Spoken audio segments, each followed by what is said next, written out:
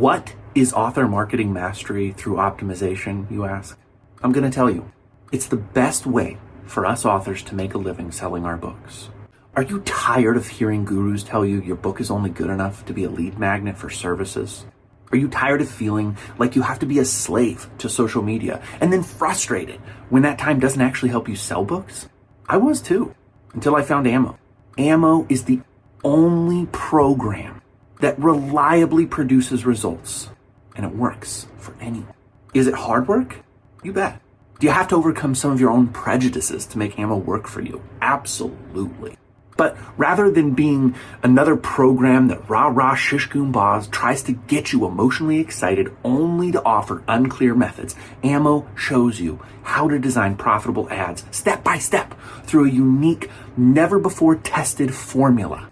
The founder, Steve Piper, is a data-loving, formula-driven author who escaped the kingdom of Amazon to build a platform for himself where he sold directly to his readers and built a loyal following. With Ammo, you know who's reading your books, how to contact them, and what they want to read next. If you've always been frustrated with Amazon's wall of mystery, of not knowing who's reading your books, of losing 50 to 70% of the hard-earned money you make through book sales, Ammo solves all of those problems by putting you in the driver's seat and showing you how to fulfill your books directly to your readerships. Click the link in the show notes to learn more. Woo-wee! 4 days of holiday is more than enough for me. And I don't know if you feel the same way, but there's just a certain amount of celebration where you think to yourself, I have had enough. I'm ready to get back to the grind. I'm ready to work hard. I'm ready to earn Friday. These last 4 days since Friday for me have been a lot of hanging out at the lake here in Oakland, Nebraska. What a fortunate guy I am to be married to a woman whose family has a private lake that we can go to anytime we want. I'm not going to lie about that. I'm not going to pretend that I don't have that, and it's nice, but I will say that I am so excited to start just really grinding again tomorrow. Working on getting the library event set up, working on getting Books for Brews going. And with that in mind, it's 6:31 p.m. for me right now after being at the lake all day. So I'm not really going to give you too much in this intro, but I do want to let you know I am speaking to quite possibly the #1 most successful participant of Ammo in this conversation.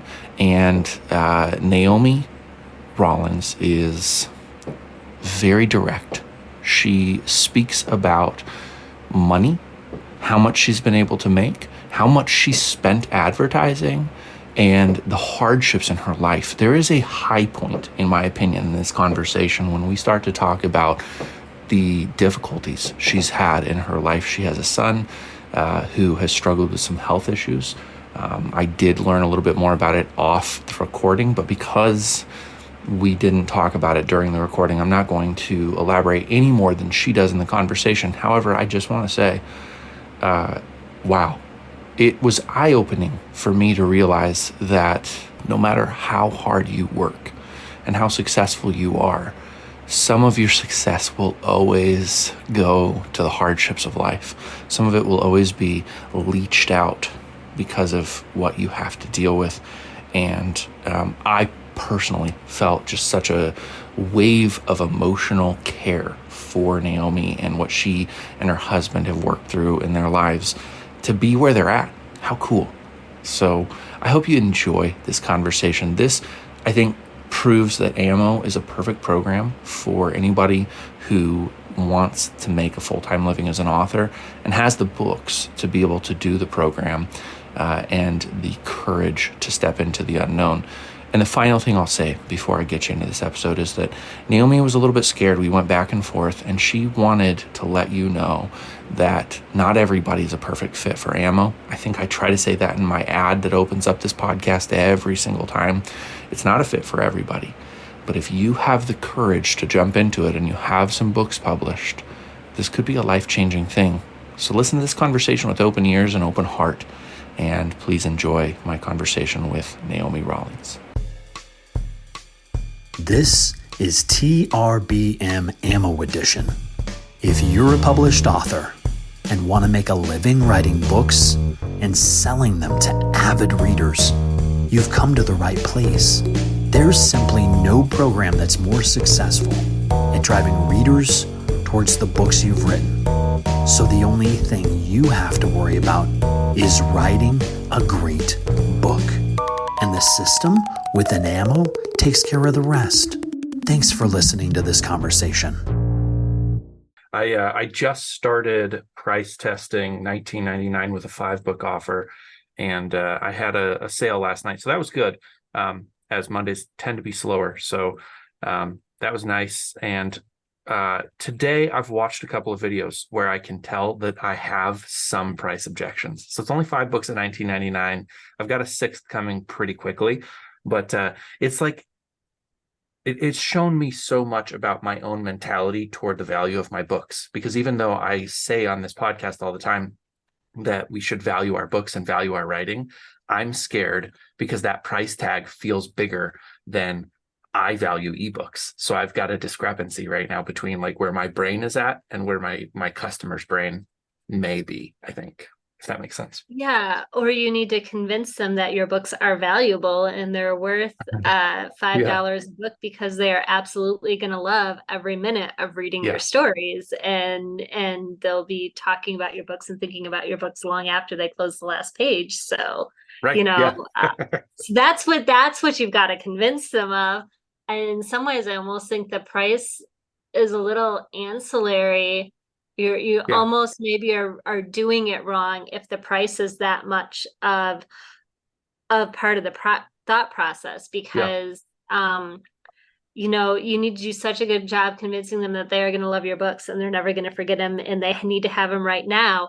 And then by the time they get to the price, they're like, oh yeah, that. Yeah. And it's like, if it's too low, you almost do a good job convincing them they're going to love your books. And then it's so low that they're like, well, are they actually even going to be any good? Why are they this cheap?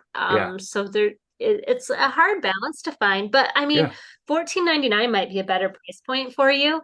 It's just the $9.99 price point that I think in general we need to start getting people away from, simply because that's almost too cheap, and it really doesn't give a lot more than just room to break even with the current digital ad costs. So my thought process right now is that I'm going to run with this $19.99 test and see how it compares to previous weeks. I know that every single day is kind of a different data dump where you get to learn like what today would be like maybe next year. I don't know. I mean, Facebook just has so much information that no day is exactly the same as the other, but you can get a feel for the rhythm of things.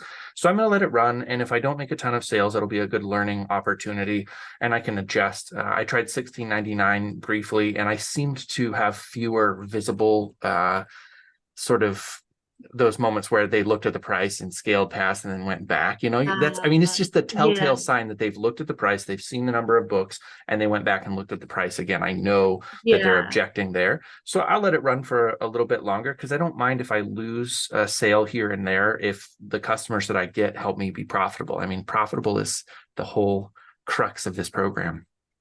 Are you profitable right now, or are you in the middle?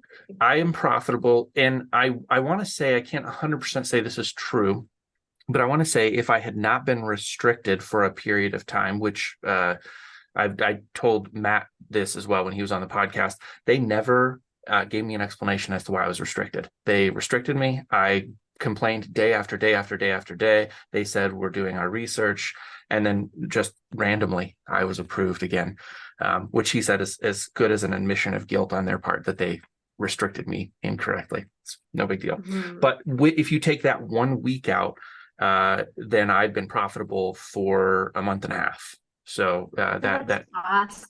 Yeah, it has been nice. It's not a ton. It's not enough to scale. For you. Congratulations. Thanks. Thank you. It's a good starting point, or it's a great place to be in. It's hard work, maybe not enough to scale, but seems like, because I've listened to a couple of your podcast episodes, enough to at least give you hope and help Yeah. you see like light at the end of the tunnel and there's a path forward. Maybe you just need to write more books. But I Yeah. know that's easier said than done. Write more books. Sure, 6 months. Yeah. Well, and the thing is too, is that because of the path I took to get here, I had a literary agent for 3 years. I got my Master's of Fine Arts in Fiction focus, and I was one of the weird ones who actually was writing through school. So I have a bunch of books written. It's just about paying to get them edited. And I was of the mind that traditional publishing was the way to go. And so I was waiting until a novel sold. And then I thought, okay, now that we've sold a novel, we'll sell some more. And the editors at the houses will do all that work. So I'm sitting on a bunch of written work that's just not fully edited at this point. So I'm able to publish books a little bit quicker than some people for that reason. Although Jonathan Yen is insane how many books he can write. His episode's coming out tomorrow, and I can't believe how quickly he writes books. That'll be neat to see. I know Jennifer more than Jonathan. Yeah. But I think some of it is because they have that husband and wife team, you know. Yes.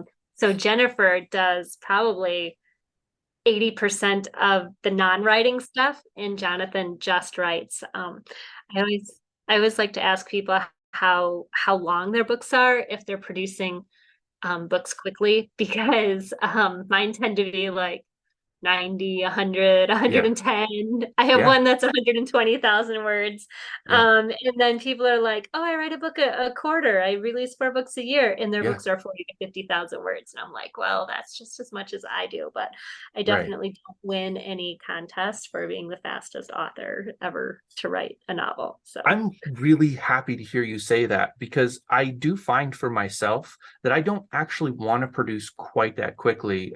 This is not an episode of TRBM at any level if I don't mention Stephen King, but he'll put out maybe 2 books a year, or maybe a book and a half a year. And I've always felt that pace is really good for readers and good for the writer. Like there's a level of care and concern you're putting into your manuscript at that speed that just feels a little bit right for me. So knowing that you're not writing 5 books a year is also cool. Everybody's different. Listen, I mean, but it's cool to know that you're taking time too, I guess. I am the anomaly in that department, because for a long time I was just writing like a book a year. Some of it was family stuff. I had a lot going on, 3 kids, 2 of them with health issues, moving, those kinds of things.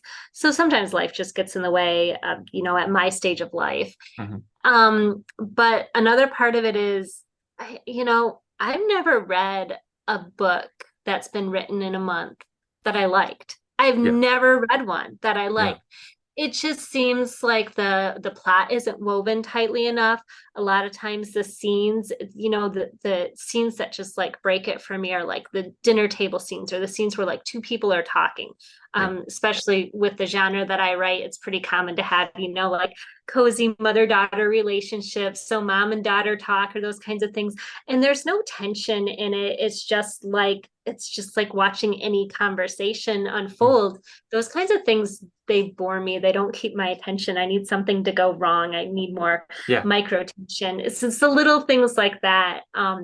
I just finished a book that I wanted to be 80,000 words, and it was 110,000 words. Wow. And as I'm getting close to my deadline, and I'm like, I need to just finish this. I need to make it faster. And I'm like, no, this scene is boring. I'm going to go back and I'm going to make this minor character like annoy the daylights out of the main character, and just have it be that feeling of frustration that the main character walks out of there and he just wants to pull his hair out and, like shake his fist at the sky or whatever.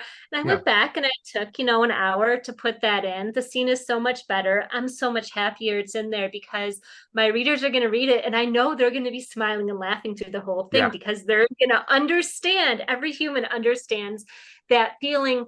So there's little things like that I'd have to take out of my books.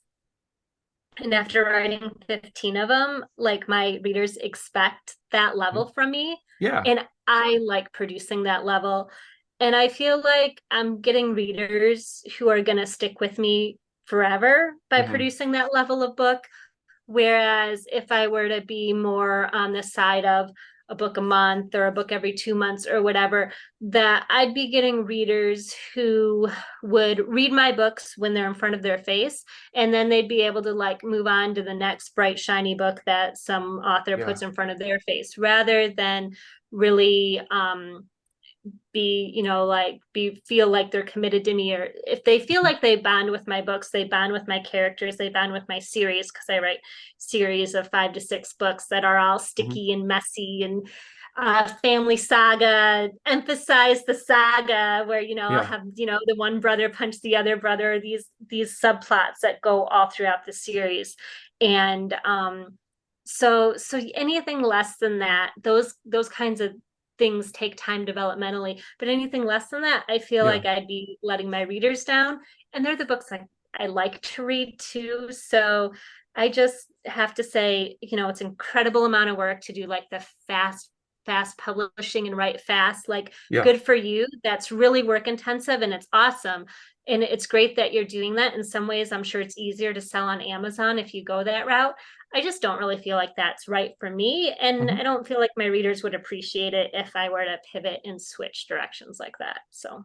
Yeah, and I don't think that there's any reason for it. I think, again, one of the things that was so appealing to me about Ammo was that I saw immediately the ability to take a book that maybe you've had published for even a decade and use Ammo to create a funnel for it and start selling it. And you can just keep selling that book. It really puts the book in the right position, because books are an asset. And I say that a lot to my listeners. Once you've written it, it's not going to break down. You don't have to repair the toilet at 2:00 in the morning. Like, the book is written. You may go back and revise it slightly over time. I've seen a lot of authors I admire update manuscripts a little bit, but generally speaking, it's this object that you can continue to sell to new readers. People are aging into your series every single day. And so having the right way to meet them is a really cool thing. We shouldn't necessarily have to be working slave wages or at that breakneck speed just to make a living on our books. I think Ammo is the most effective program I've ever seen for doing that. And I imagine that Facebook's not the last iteration for Ammo, that eventually the program might focus on other platforms if it appears that that's necessary. But knowing Steve, knowing his kind of mentality around finding the cheapest way to get readers on board, I just kind of feel like he'll figure it out. And so that's unique. What brought you into Ammo? I'm curious. I haven't asked that to enough of my guests, but you're one of the OGs, I guess.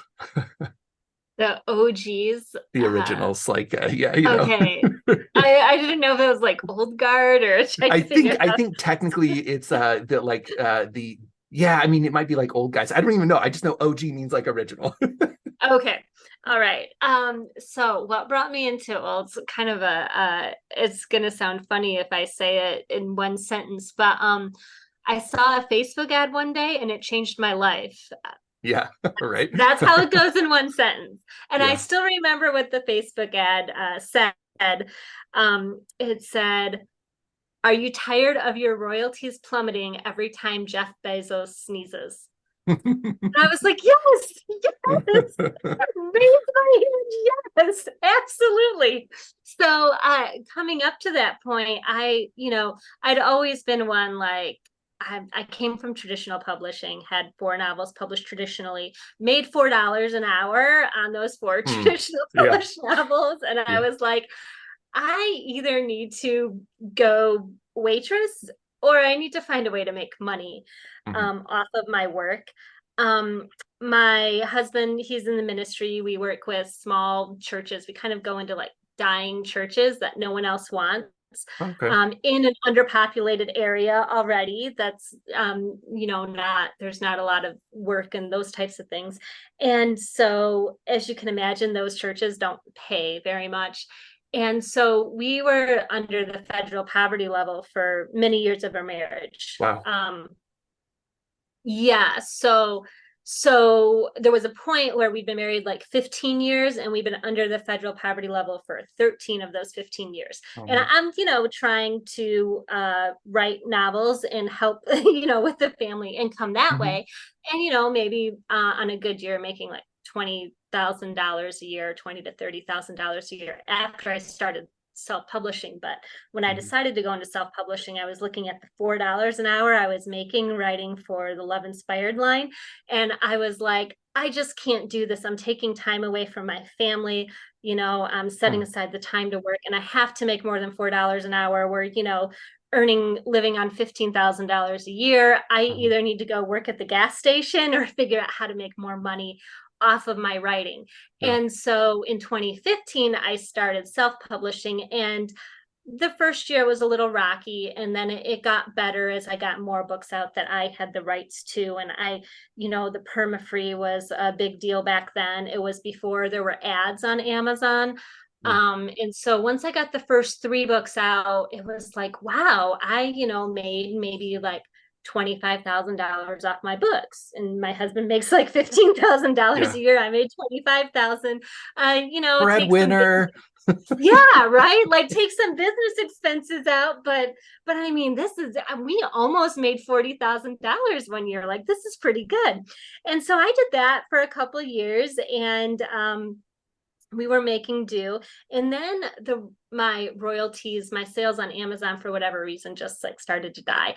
I think it was like the death of perma-free. It didn't matter that I had these really complicated novels that I literally was like, I'm putting the first one for free, but I'm putting so many hooky things into the series that my read-through rate was really good. I was getting people who loved my books. When perma-free kind of died and Amazon introduced ads on the platform, because this is back before there were really ads, or the ads weren't very profitable. And so that just changed it all. And then I'm watching my royalties like plummet. So instead of, $1,500 or $2,000 a month, I'm down to like $700. And there's just this sick feeling in my stomach. And I spent almost all of 2019 doing everything to get my sales back up. I paid for marketing. It was like $3,000 plus coaching that I paid for every month, and it wasn't working. So I was frustrated. And then I saw that ad from Steve at the end of 2019 that said, "Are you tired of your royalties plummeting every time Jeff Bezos sneezes?" And I'm like, yes, because I've been living this for 2 years. I had 2 good years, and then they just tanked. And so I went and I did Steve's program. It was expensive at the time. I paid like $6,000 for it. And we did not really have $6,000 to pay. I think we had made $25,000 total gross in 2019. And 6,000 of it went towards ammo. It was mainly like our tax return was about how I had it worked out in my brain. So I paid for the program, and I started doing it, and I knew already that I could sell my first book for about $5.20. That it cost me in advertising to sell that first book of the series $5.20 some cents. But then I had to wait, because that book was like $2.99 or $3.99 on Amazon. I had to wait until someone read like the first 2 books before I actually started making money. So then I'm waiting for the read through, and maybe by book 3, I would start to see money. But there was also this thing, as anyone who ever tries to advertise on Amazon knows, you try to put money on Amazon ads, you try to put money in Facebook, and like, it doesn't always grow proportionally. Like, you can double your ad spend, but that does not mean that your money on your income on Amazon will be doubled on that book that you just doubled your ad spend for. And so I saw Steve's program, and I remember talking to my husband, because it was a big amount of money, and I was like, okay, here's the thing, Brian. I know I can do it, because I know I can sell that first book for $5.20. That's going to leave me like $4.80 left in my pocket. I'm just going to sell all the books right now, and I'll be able to make $4.80, per sale. I know I can do this. And he was really good. He was like, okay, we'll find a way to make it work. And so I started doing it, had my system set up at the end of December, started like my testing and running ads. That was back when you set the whole thing up all at once. There wasn't like Yeah. a setup freebie funnel. You did the whole thing all at once. And Yeah. I started testing just after Christmas, and I did not have money to lose on Facebook ads, right? So I was very Yeah. diligent. Like every 30 views, I went in and I Yep. I went in and I changed my page, and it took me about 2 weeks to get profitable because Wow. I was diligent, but I also, things were different. Facebook had more data back then. It was easier to market on Facebook. And also I had just done all of this like research into my audience and all of this survey your audience and all of these things that I'd been doing with the previous person that I could like take and apply. And so it took me about 2 weeks to get profitable. And then I think I made like $3,000 in Wow. February in profit. And I was like amazed. I was like, Yeah. honey, like if I make this every month for the next like 10 months, I was like, we're gonna Go to Hawaii. $30,000 just Yeah. on my own writing. And that's not Amazon. That was just off of my direct sales. I'm Right. like, oh, I'm gonna be rolling in money. And then I started to scale and follow the program a little more closely. And also COVID happened in March, and suddenly everything, like a bunch of advertisers pulled out of Facebook. Everybody was at home. And I made $11,000 in March in profit.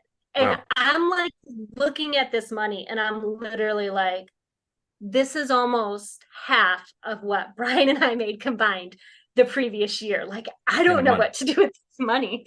Yeah. And I asked that on one of our Q&A calls at the very end. I was just like, I have a question, because no one knew my financial situation then. I hadn't said anything. It's not something you introduce to people, like, hi, I'm poor, I don't have money. That's not something people say.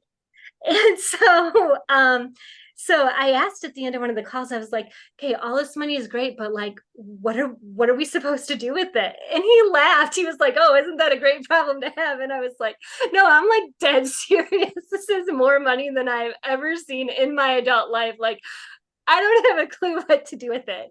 And so he recommended like a business book that had to do with managing money. It's called Profit First. And I read it and I looked it up, and I started using it, and it gave me clarity, and it helped me understand a bit more of what to do and what to save. But by the end of 2020,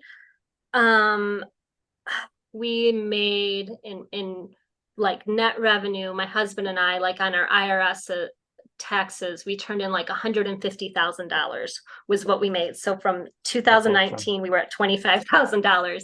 Yeah. And in 2020, it was like 152, 153. It was like our income like grew by 6x in 1 year. It was really kind of incredible and crazy to go those two extremes. So we did insanely boring things like started retirement because we didn't have any retirement. My son has medical bills that are ongoing, that most of my writing career has literally been like, I just want to earn enough money to pay for my son's medical bills, and then hopefully there'll be a little bit left over.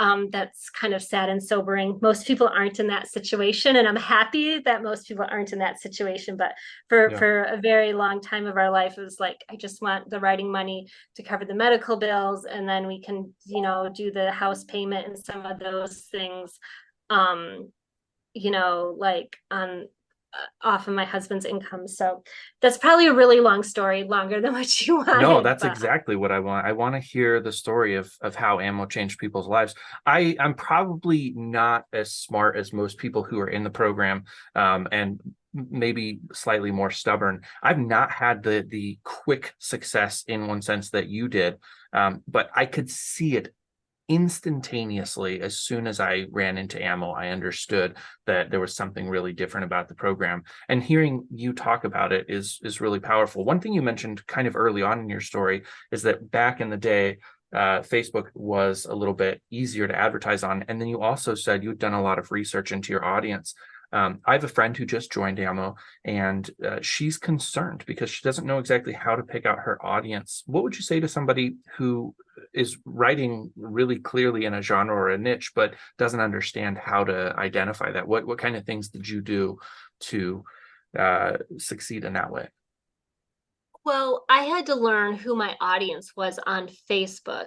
The research I'd done before, I don't even know if the system's still around, but I had paid to be part of a group where we surveyed our existing readers, our Okay. newsletter list, and it was very particular the things that that were asked and in the order that they were asked, because you essentially tried to get the readers to open up and tell you what they liked most about your writing, but you had to like start with an easy question, because if you start with the hard question, everyone just stares at it and they don't know what to say. So it's like, start with an easy question, then ask like, how many books had you read, and at the end of it all, you export it into Excel, and then you score the certain people get scores based on how many questions they answered or whatever.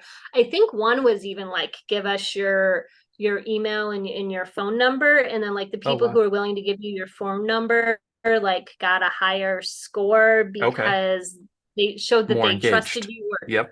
yeah, and another one too was how many books had they read, and then you sorted by how many books they'd read. So if they'd read the majority of your list, you gave more weight to them.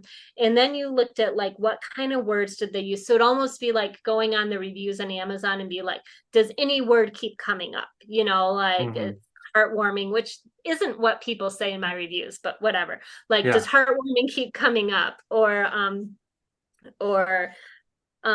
makes me, one that came out for me was like an armchair traveler kind of thing, like they make me feel like I'm in another world. I Oh, guess that's interesting. not common, which was Yeah. news to me because those are the books I like, but Yeah. the ones that make me feel like I'm in another world. But they anyway, I had done all of that, so I knew some of this language and like why Okay. my readers liked my books.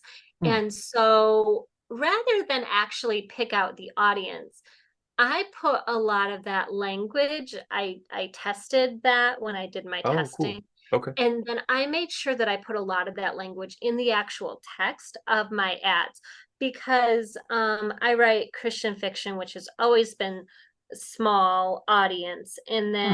then Facebook hasn't let you, or even if it did let you, they really didn't like it if you targeted like Christians specifically. And so I just put a lot of Christian centric language in the text of my Yeah. ads. So that would actually be what I would say to your friend. Do the best that you can with your audience in terms of trying to find authors who are similar to you. Hmm.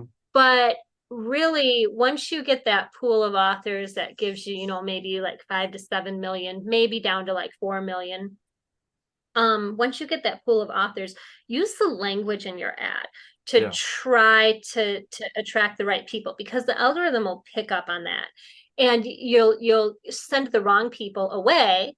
Hmm. And but what you're looking for is how you can catch the right people. So I think that in terms of targeting, people sometimes discount how powerful the text in your ad can be. Hmm. You don't want to be like bestseller, save money, people love it. You want to be Yeah. like, well, the one headline that did well for me for like a year, the first year, was like, Christian readers everywhere are falling in love with this historical series. Like, it had Christian, it had Hmm. readers, it had historical, it had series, it had all of these things in it.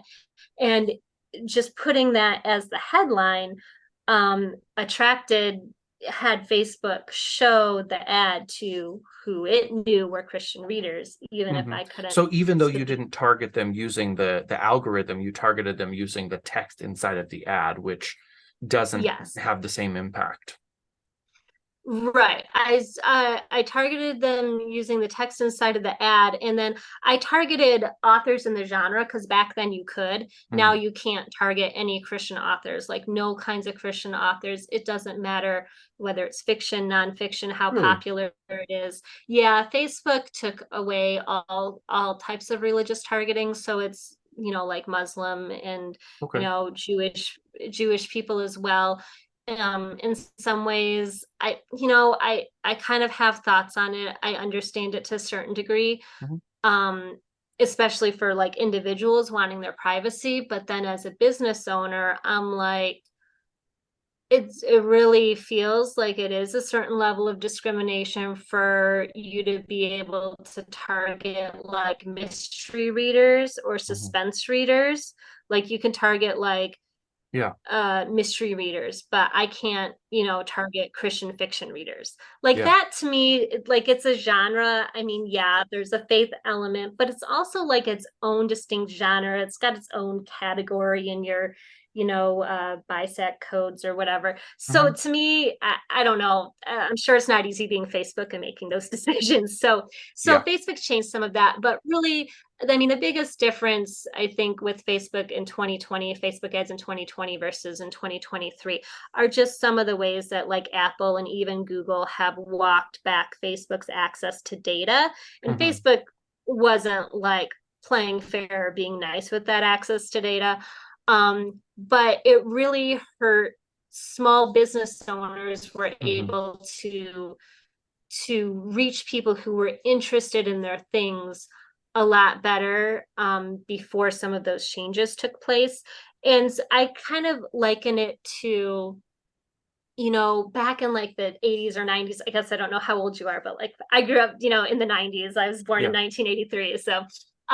So in the 90s, like if you were, making gym shorts or some kind of sports supplement or whatever, and you wanted to advertise to people who played sports, like your only choice to advertise would be like Sports Illustrated. Right. Yeah. If you wanted to advertise to readers, you would advertise in Reader's Digest, Gardeners, Better Homes and Garden. Like Mhm. these giant magazines would have a very specific and distinctive audience. But in Mhm. order to be able to afford to advertise in Sports Illustrated, like you had to be Nike, right? It Yeah. wasn't like some startup, hey, we've got this awesome workout supplement. It's like you're Nike to advertise in Sports Illustrated. Hmm. You're some giant company, you're Martha Stewart if you're advertising in Better Homes and Garden, that Yeah. kind of thing. So what Facebook ads did originally with all the data that they had for people, it was just like so helpful for small businesses, Mhm. because for the first time, small business owners could take and pay a reasonable amount to be like, hey, show this homemade, cat toy to people who Yeah. have cats. Hey, show this, thriller book to this historical thriller book to people who like historical thrillers. Yeah. And you were able to use that kind of specificity to get your products in front of people who really wanted them. Yeah. Now some of that's been walked back with the changes. And the sad part to me is like these giant multi-million dollar corporations, they have like engineers with PhDs, and they have people who can get all that data. All that data is out there. They Mhm. have people who can extract all that data and collect all that data on their own. It's really, in my mind, something that hurts small businesses in Mhm. a way that most people don't realize, because the small businesses never had access to like a lot of private data. They were just using Facebook's access, even though it was kind of like behind a wall. So Yeah. it's kind of sad to me. I think that authors aren't the only ones who are hurt. It doesn't make the program impossible. In my mind, it's still so many thousands of times better than having your entire business model be dependent on Amazon. But it has hurt, just digital marketing as a whole. I'm kind of, hopeful to see what comes next, because I don't think Facebook is, like the end of it. I Right. think there'll be other platforms. So Yeah, my sense is that and I don't actually like TikTok any better, but my sense is that TikTok has a lot of potential to be a good platform for something like ammo. Um I even think that YouTube could be pretty good in its own way.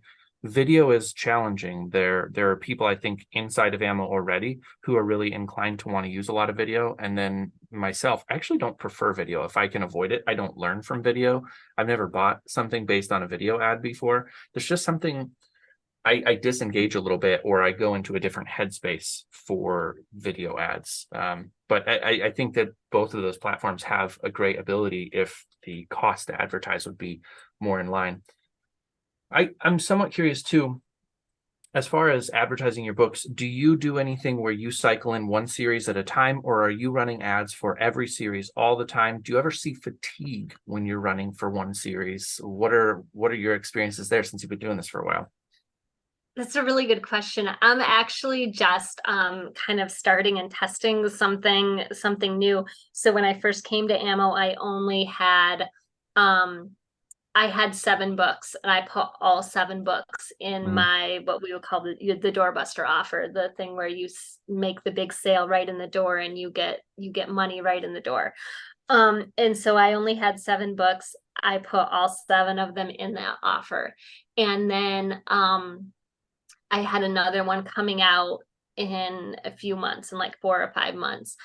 And as soon as that one was out, I started upselling it, the post-purchase upsells. So if people bought the 20 book set, hey, get my newest release for $5.99.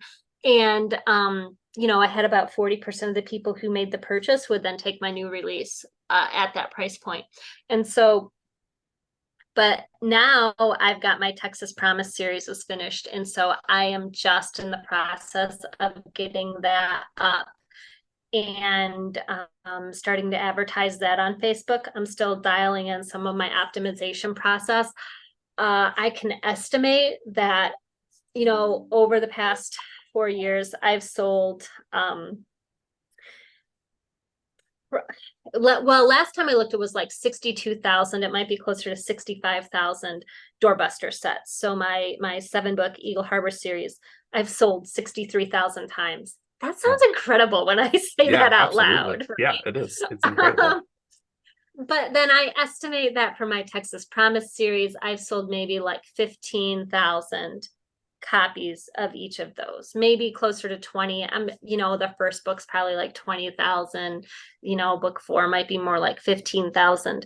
But that's about what I've estimated. So there should in theory be 45,000 people out there who haven't bought my Texas Promise series, who bought my Eagle Harbor series. So I am hoping to kind of get that dialed in and start making some money on it. My initial testing looked good. Then things kind of tanked when I started to expand with scale, which I know it happens. And then I've spent the past few days, banging my head against the wall, going, this iteration, I got it fixed. I'll try this. And then like, it makes it worse instead of better. And I'm like, oh, I should have more sympathy for all the poor people that I see on the coaching calls that are like, I changed something and it got worse, not better. I'm like, that can happen in your brain, but it's never fun when it does happen. And so anyway, I'm going through that process, but I'm hopeful that, every couple years I can pivot. And then I'm just trying to figure out what to do with my Eagle Harbor series. I did put it in Kindle Unlimited a couple weeks ago. I'm going to see how it goes. And my reasoning for that is kind of, I've grossed over $1 million on that series in the past few years. And so I'm just like, okay, so now I want to see if I can get some of the Kindle Unlimited readers. I know that there are people in there that are on a fixed income or people who just read in there. And as much as there are things that I don't like about Amazon, Amazon has a whole lot of readers, like a whole lot of readers. Yeah. And so if I could tap into that, I think my goal is to see if I can get my Eagle Harbor series earning maybe like 10,000 a month on Amazon and KU. I'd be happy with that and have like $100,000 a year on Amazon. Interestingly enough, I have never had $100,000 a year on Amazon and Wow. all of this. In 2021, I grossed it would be like $620,000. Wow. And the vast majority of that was direct. Like Yeah. it would be like, like I think it was just shy of 500,000 being direct because I hadn't hit that 500,000 mark. So it would have been maybe like 490,000 Yeah. in direct sales. And you said grossed, right? Yeah, I said gross. That's not profit. That's So gross. I want you to keep telling what you're telling, but will you come back and talk a little bit about the net when we're done? Because there's a couple of things I want to talk about that you're really well suited to talk about. So thank you for sharing numbers, by the way. Absolutely. Carry on. I love sharing numbers. Sharing numbers, it helps me. Yeah. And I want to help other people. Yeah. So anyway, in 2021 gross, it was my highest year, like 615, 620, right in there. And I was at like 81 or 82,000 on Amazon. So I have never had a 6-figure Amazon year. I could be like, I sell multiple 6 figures a year. And I do. 2022 was not as good as 2021. 2021 was my highest earning year. So yeah, 2022 was not as good as 2021, but I still didn't get 6 figures on Amazon. So anyway, and I'm to the point now where my newsletter list is powerful enough, and I'm on top of doing the direct sales. I'm also trying to invest in my readers and more build a team of like super readers who will jump when I say jump. I send out an email. So I've spent a lot of 2022 doing that. And now I'm getting to the point where I can sell almost as much as a BookBub on my own, just with my own reader list. It's really, I'm really kind of getting that kind of relationship and that kind of power just in my organic readers that are in my system. And so so that's what I've been working on more recently, I guess. So back to profit versus net versus profit.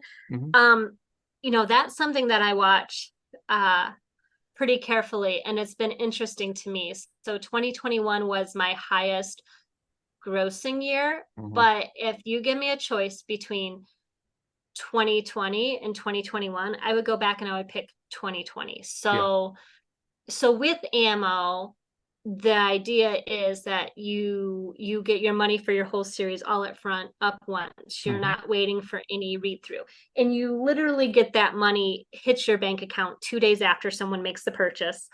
And so you can watch day by day. You can spend the money on ads, and if you spend like $10 on ads and you have a $20 doorbuster, then that's $10 that's in your pocket. You have some overhead costs for software and whatnot, but by and large, at that ratio, you can run, and scale. If you can get that ratio to hold issue scale, you can run ads indefinitely. You can run, $40,000 ads a month. Exactly. And you're fine because you'll be bringing in 80,000 in income. So 2021, I did just over 600,000, like 615. It wasn't quite 620. It was somewhere right around 615, maybe like 617. I don't have the figures in front of me, but I spent like 350,000 in ads, in marketing. In 2020, I made like 150,000. Well, I guess 15 of that would have been my husband's. So you could say that I made, what is 135,000. And I spent 140,000 on ads. And so in 2021,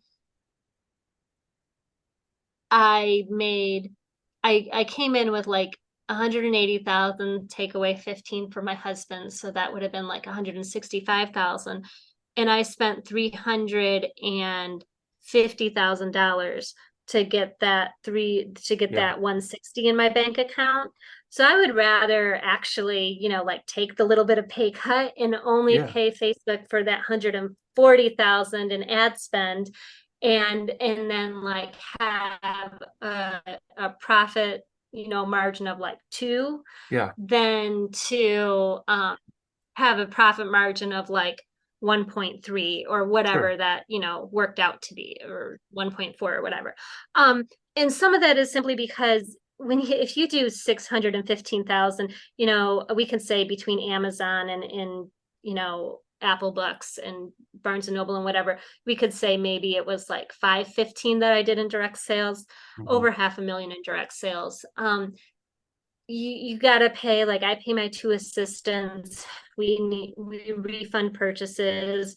Anytime something goes wrong, you need to deal with that. So just like the amount of time and energy when you run at that scale and dealing with the customers and everything, like there is a cost to your business, and it takes time and those types of things. And so to me, it's easier if I can make $150,000 off of spending $150,000, that's easier than to make that $150,000 off of spending, 330 or 350, whatever. It's just, I would rather, it's just a more lean, efficient way to run a business. In iOS 14 took place in like the middle of 2021.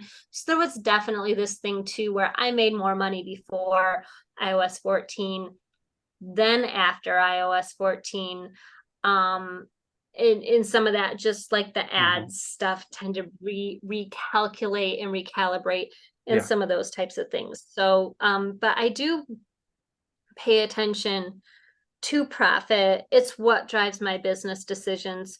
My business decisions are not driven by, I want to be a 7-figure author, and I don't care if my business expenses are 900,000 and I get 100,000 in my bank account. That just seems miserable to me. Like I do not want to make that kind of money and have so little of it be profit.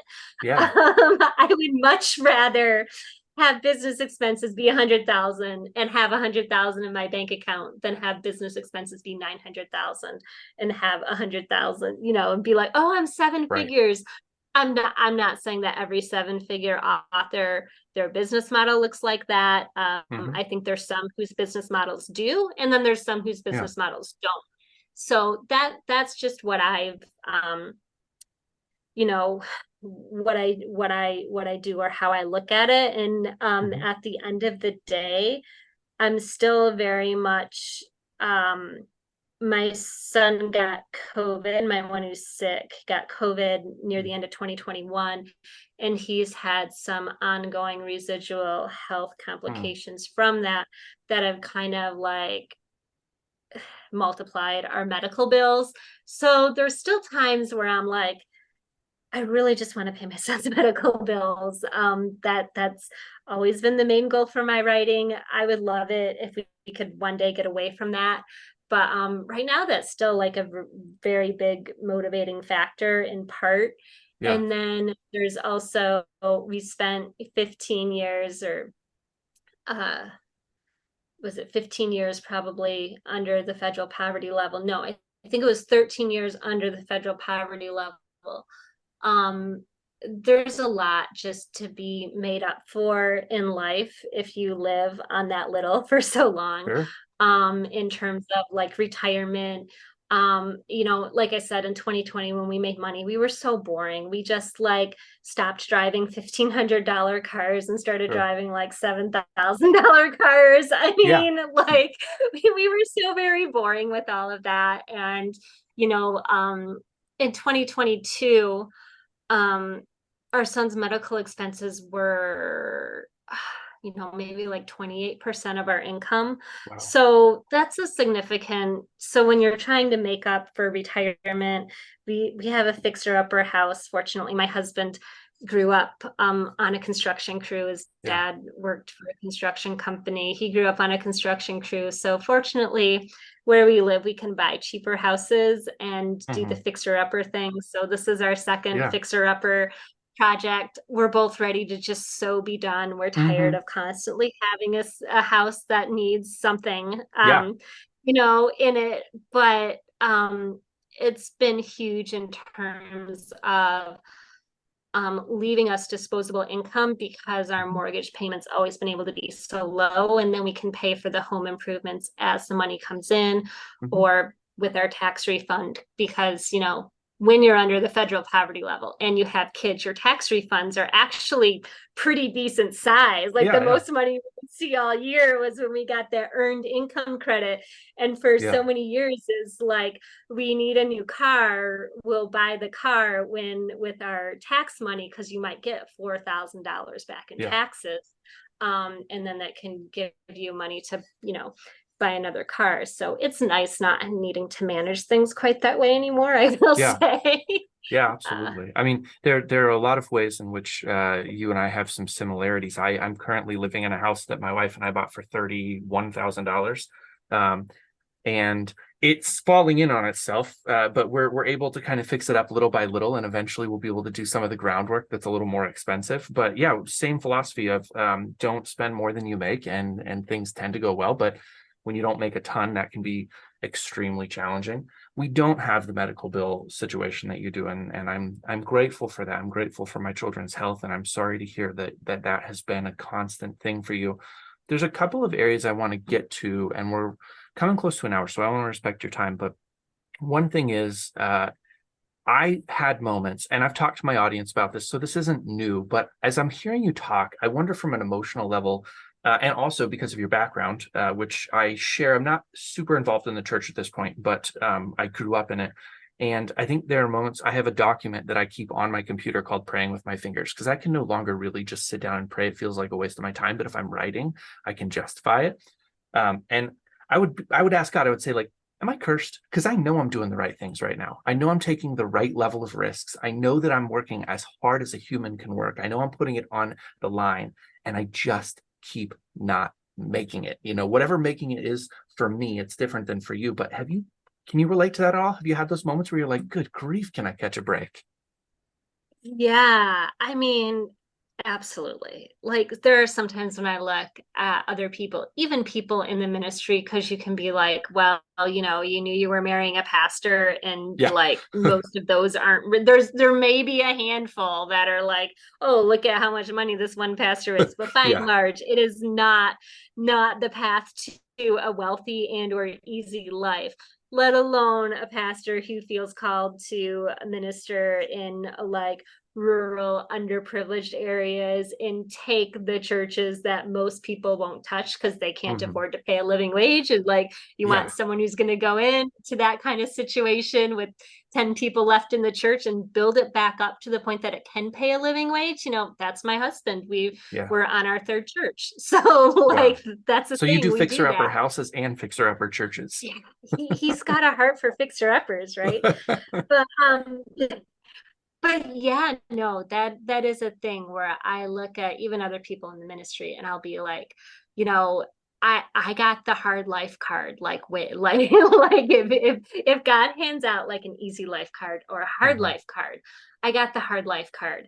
And then I can also look at situations and be like, even though we have regular medical bills, there is hope for my son. That's why we pay the medical expenses, because he's been getting better until COVID set him back. He was actually at a really good place health-wise. He has Lyme disease. He got Lyme disease when he was 3 years old, and he has it chronically. So was that a tick that you just didn't catch, as far as you know, then? Or well, and we found it, and we did find it and pulled it off him. We weren't aware. It was tiny baby. We weren't aware that it carried Lyme disease. We didn't know any of the symptoms. We were kind of new to the area, and it wasn't as well talked about. Like now you go into the health department and there's posters and there's warning signs. This was before all of that. And so for 15%, he was 3.5 years old. So his blood-brain barrier is not like as, I don't know what you would say, like it's not as well divided. It's easier for for like bacteria to get into spinal column and things like that when you're young, or when you're like geriatric kind of age. Yeah. And 15% of people who go through the 30-day course of antibiotic doesn't get treated effectively. The Lyme doesn't get treated effectively. So that's where he's at. And so once you have it kind of chronically like that, the bacteria is spiral shaped. It's similar to syphilis in that most bacteria cannot move through the different kind of tissues in your body, but the spiral shaped bacteria can. So it can get into the deep tissue around your heart. It can get into the deep tissue around your joints. It can get into your spinal column. It can go everywhere. So in theory, even though it's a bacterial and it's treated by antibiotics, if those antibiotics, they'll really only work for what's in your bloodstream. Yeah. And so if the bacteria is in your spinal column or in the deep tissue in your, like my son has a lot of like joint pain. If it's in like the deep tissue in your knees, things like that, you can really be kind of years off and on pulsing the antibiotics. You get into issues if you're on antibiotics or even like natural antimicrobials for a long period of time. You get into issues with that as well. So, but Nathan was actually in a good place, just like appointments every few months, to make sure things were going well. We were at a place where like his immune system seemed to be handling his Lyme infection by and large, unless something went wrong, which is wonderful because he was functional and living a regular life.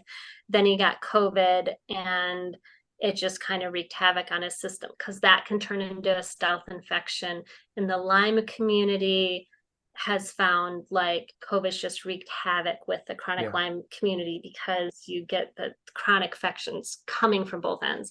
So so that's been really difficult. But in terms of hope, there are people who don't have hope. There are people with kids in the hospital right now who are dying. I look at, like the story of Jeremiah in the Bible, I guess, in Lamentations 3 is some of the most hopeful, in a way, kind of encouragement, because here's someone who like was told to like spend his whole life preaching to people who weren't going to listen to him and who weren't going to follow God.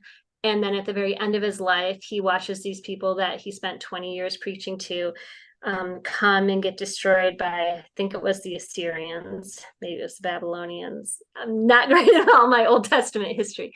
And he's like watching as these people are being carted off into captivity or subjugated, and I'm sure lots of violent things. And he says in the middle of Lamentations, like, great is thy faithfulness and thy mercies are new every morning. And there's sometimes where I just have to cling to that and believe that God's mercies are new every morning, and that not everything that I do in this life is actually about like right now in this life.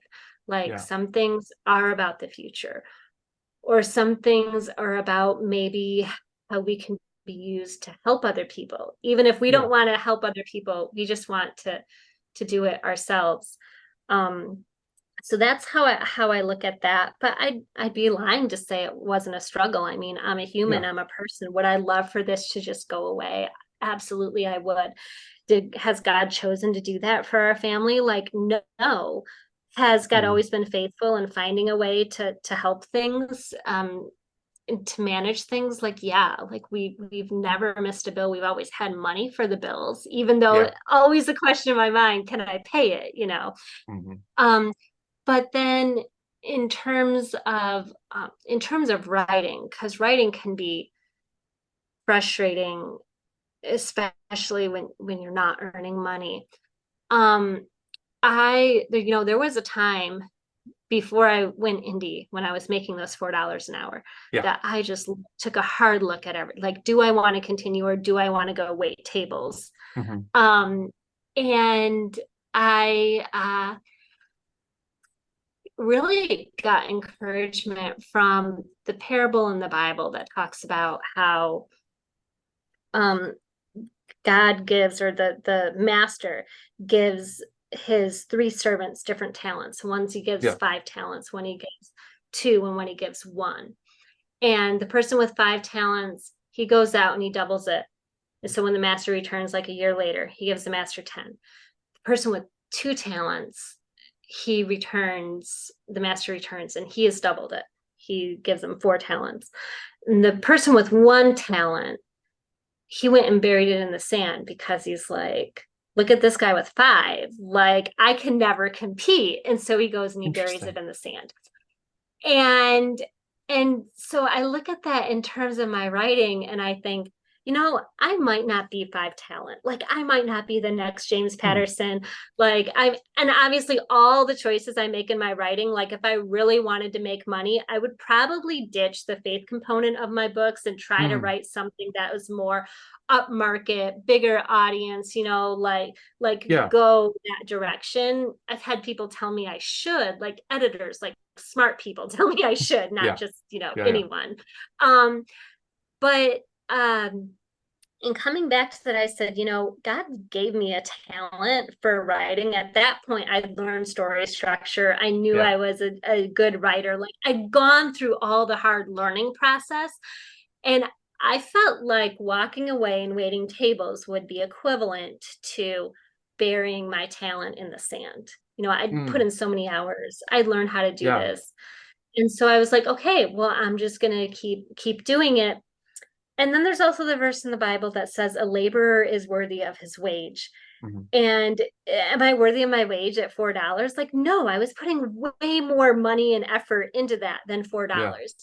Even at like $20,000 a year, especially if, 10 of it's going towards medical bills, like maybe I was worthy of $20,000 a year. Maybe I was worth a little more, but it didn't stay 20,000. There was the year where we went from $25,000 to $150,000. Yeah. And I just looked at, like when I was making, like especially days when I didn't work at all and I would make like $400 in profit off of my direct sales. And I'm like, was I working, to earn that $400, like, that day I was on vacation in August of 2020? Like, absolutely not, Yeah. And so I just look at that as God and his timing, bringing everything full circle. In that I did have 2 good years where I got paid phenomenally well for the amount of hours that I put in, and so I think that writing in particular, it can be like that. And I can't give like an answer to every person's journey. There's some people that I would be like, you should stop writing and you should go pursue something else.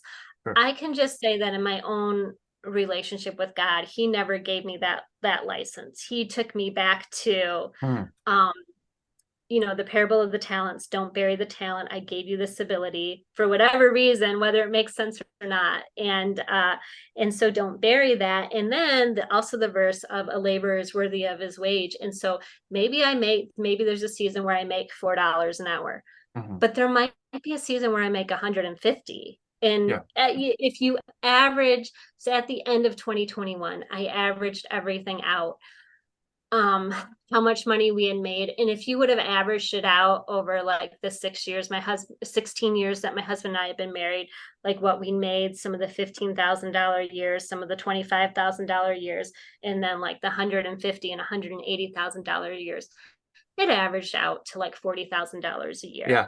And you know what? Our finances and our house and those kinds of things, it probably looks like, if you look at what we have in retirement, in the vehicles we drive, we probably look like people who've made $40,000 a year for 18 years, and we were smart with it.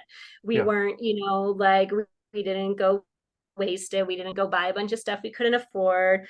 We tried to be as smart as we could with the resources we had. It's probably what we look like. So Those are what's helped me, I guess. I don't know if it makes sense. I love it. I love hearing it. And I like the way that you broke it down. And I think that people listening really respond to what you just said about your family life and the difficulty that you have. It can be really easy in the middle part of this conversation to say, well, listen to her, 6 figures, not even low 6 figures, like decent 6 figures coming in the door, and she can't complain about anything. And I wish I had that kind of success.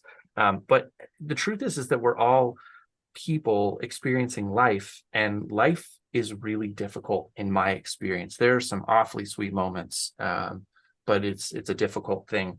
I want to wrap up by quickly, we don't have to go in depth here. You mentioned your email list, and it's something that I can admit I haven't even gotten to with Ammo very much. I have my abandoned cart flow set up, and other than that, I don't send any emails, partly because it's mystifying to me. I don't understand how to give value to the people who have bought my books, and partly because I don't have enough books to send them an email to say, hey, buy this one that you haven't, because they're buying everything I've got. So talk to me a little bit about the emails, how that's effective, and maybe for somebody who's newer like me, what you can do to still more deeply engage your readers. Well, honestly, if I could go back and do it all over again, one thing I would start doing right away in 2020 when I started making money and I started getting readers in the door. And back then I was using a configuration that gave away my first book for free. And I had 180,000 subscribers at one point. And then I started cutting them, because if you're giving everything away for free, you'll get people who sign up and they don't ever even open the email. It goes into spam and whatever. I wish I wouldn't have cut that many or that extensively, but I had that many in, and I wish I would have started talking to those people, kind of from my heart right away, real conversationally. These are the kind of books I write. Here's why I write them. Here's why I think you'll love them. And one thing I started doing about a year ago was having monthly Zoom chats with my readers, just anybody who wants to come. I just got off of one before this. I didn't have very many people. I had like maybe 8 or 9. In the past, I've had as many as like 30. Yeah. But we sit and we talk to them. I ask them what they think about these 2 different book covers I have. I tell them what's coming in my next series. They get to ask me questions. Some of them, one person today is like, when do you write? What does the process look like? Other people wanted to know how my trip to Alaska went, because I went there last fall. That's where my next series is going to be set, and is in Southeast Alaska. And so I just kind of try to invest in my readers and grow that culture. And so some of that is my emails. It takes me a long time to write them, but I feel like I'm actually talking to real people, and they've got some heart. And so as an example of that, I am getting my Texas Promise series turned into audiobooks. It's not a cheap proposition. It's going to be probably like $16,000. And so I've been setting aside money to be able to pay for this since January, when I decided I wanted to do it. And but I just put on my Shopify store, I'm like, hey, I'm going to offer you guys, since most of you have already read my Texas Promise series, I'm going to give you a chance. You can pre-order right now these books. You can get the whole set for $25, or you can get the first book for $5. I know it's super cheap. I know it's not a normal audiobook price, but these are people who've already read and probably paid full price, which I charge $8 for my books. So they've probably already dropped almost $50 reading my Texas Promise books. I'm not going to go out and ask them for another $125. Yeah. I was like, if you pre-order now, I'll get the money now. I can use it to start paying the deposits on my narrators right now. So I sent that to my list, and I made $1,200 yesterday. Nice. That's awesome. Just on my list, right? Yeah. So that's the kind of power that you can have if you build that. But in terms of that, I guess I lean, I listen to some other marketing stuff now, try to learn more stuff. And one of the ways that marketers use, I guess, is like brand alignment or brand goals, like people will believe in your cause. Because I write Christian fiction, I lean into that. I've always done well with that. I knew just from my marketing, just from my other emails, is leaning hard into that. And so because I know that's what people respond to, then I can lean into, you're going to help me reach more readers. I know there's readers out there who would love to hear these stories and they haven't been able to listen to them yet. And so my readers who really like identify with my brand and they love my work, they're gung ho. They'll come fork over the $25 because they think that, well, they know that I'll be able to find some new readers with that.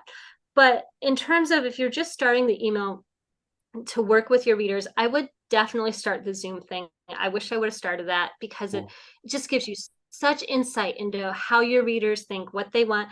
And if they feel like they know you, then they're going to be more apt to come and purchase from you in the future. But more than just purchase from you, they're going to be more apt to help you build your readership. They're going to go tell their friends about you. So I have someone in a Bible study who leads a Bible study during September through May. And she was in my thing and she really liked the meeting. And I can guarantee you, she's going to talk to other people in her Bible study about my books. And she's going to be her own kind of marketing. So it's really, if you can build these like super readers, they'll do some of the marketing for you. Joe Solari has a lot about that. He's kind of built like a business model on teaching people like how to turn their readers into super readers, some things like that. So some of that is what I follow from him. And at the very beginning, it's just like ammo when you make that Facebook ad that does horrible and you're like, oh, I'm going to turn this off. I'm not going to do that anyway. Your emails are kind of the same way. Like sit down today and like write 4 different emails and send them out. Just schedule them out like every week. And what emails do people respond to? Like just see like how do you, it's not going to be the real strong sales thing. I do the real strong sales thing a couple times a year, one of which is Black Friday. And I'll make $3,000 to $6,000 on my store off my list just doing a Black Friday sale. That's a real straight sale. People expect it on Black Friday. But why you should buy my books. I do a lot of why buy the books on my store instead of buy from Amazon. And readers really love that. They love getting it broken down. Today in my reader meeting, I explained why I'm not going to put my books on Audible because they would take 75% of my income. For some reason I do not understand. And not only that, but I went to Audible just to find a narrator. And I got on the first screen where you accept the terms and conditions. And that first screen, it says that I am giving Audible full distribution rights to my book. And I'm like, no way. No, like I'm going to make way more money on my store than I am off of Audible anyway. There's no way I'm signing this piece of paper. I don't think Audible actually enforces it. Like they're not going around making authors take their work down off of their own websites, but they might wake up one day and start. Who knows? They've done weirder things before, So I hate too that they basically have set a ceiling at $13. Like you cannot find an audiobook on Audible right now that costs more than $13. And that's not the right ceiling for audiobooks. They're really expensive to produce. And you can't produce one until you've written the whole book and all of that kind of stuff. So it's just crazy what they're doing. But and then what's your royalties on that $13? Like $3, $3.50? Exactly. I mean, that's horrible. Exactly. But me explaining that to my readers, I got all of them on team like Let's Go Naomi, where even if they don't listen to the audiobooks, they're gonna like go tell their friends to get the audiobooks from me. And if that's the kind of thing, readers care about that. If they knew, they care, they just don't know. As soon as you tell them, like, there's this unfair thing going on by this giant corporation that's hurting all the little guys, like, they're instantly like, I'm going to go buy directly from other author stores now too. So those kinds of things, investing in your readers. I wish I would have done that in 2020. In 2021, I think I would have been in an even stronger position. Right now, instead, there were a lot of people that I didn't really nurture or take the time to get to know. I was just like, where's the next sale?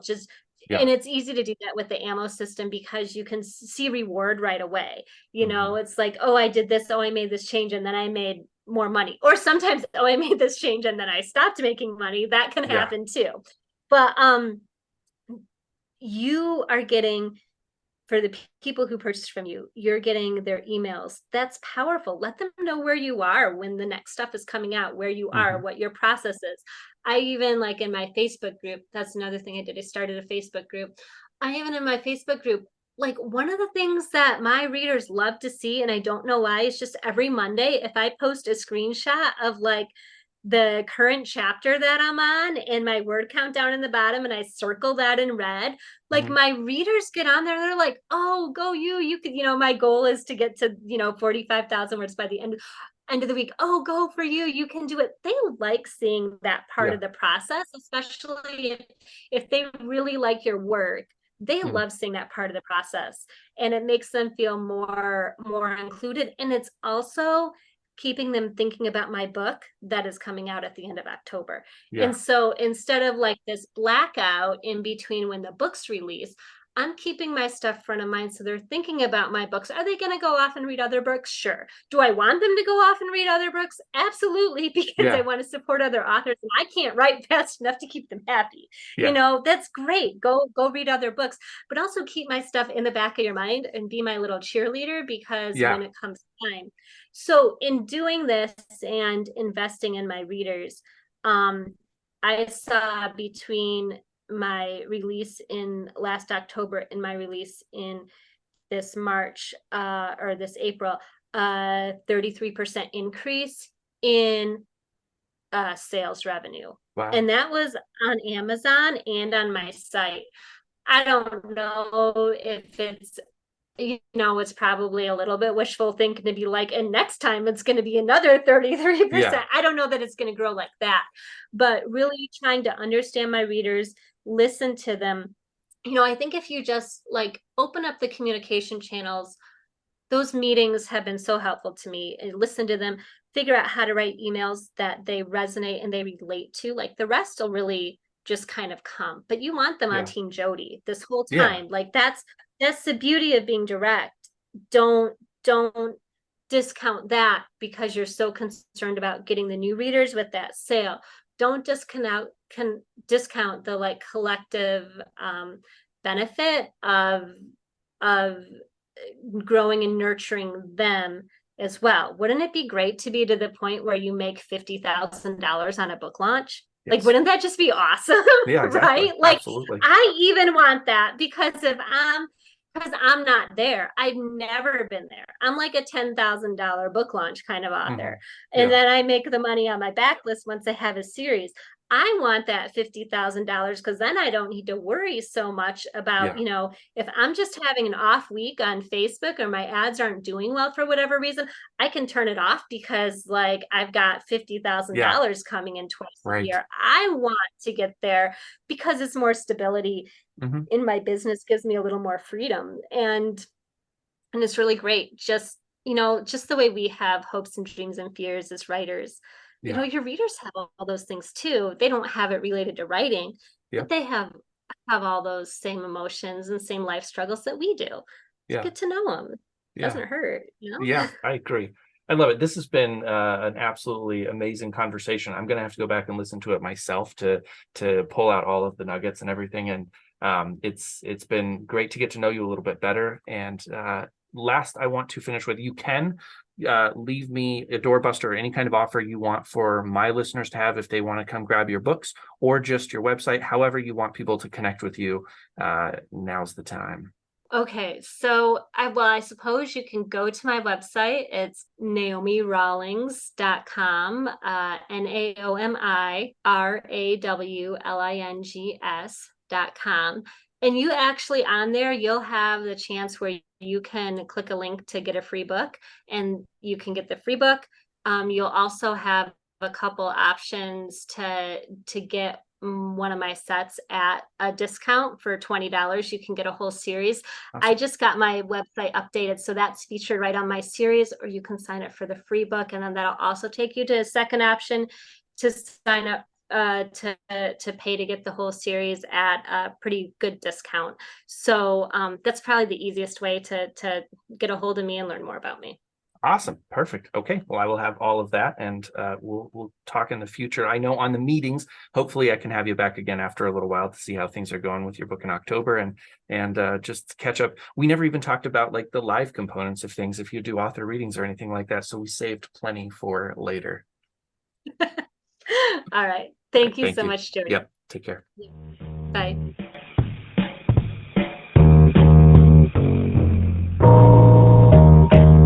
Thank you for listening to TRBM. The theme music was provided by the ever-talented Christopher Talon. And hey, if you liked what you heard, share this show with other readers, because what's the point of telling stories if nobody's listening?